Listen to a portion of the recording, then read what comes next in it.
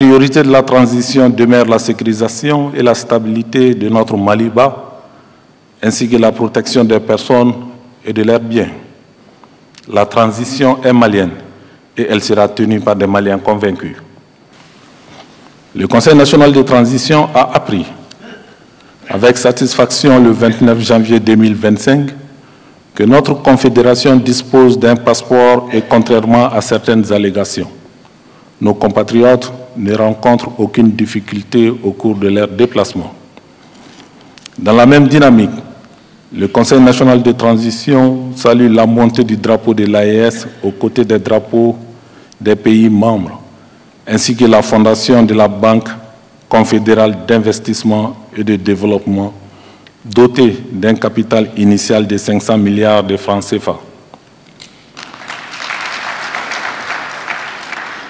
L'établissement de cet organisme bancaire est une avancée notable pour consolider l'indépendance financière du Burkina Faso, du Mali et du Niger et répond surtout aux exigences de similarité. Le peuple de l'AES est un et indivisible, d'où sa devise « Un espace, un peuple, un destin ». Nous avons aussi pris acte de la sortie des pays de l'AES de l'Organisation internationale de la francophonie, OIF. À la suite de cette sortie de notre pays de l'OIF, le Conseil national de transition a adressé au président de l'Assemblée parlementaire de la francophonie, APF, sa lettre de retrait de cette organisation.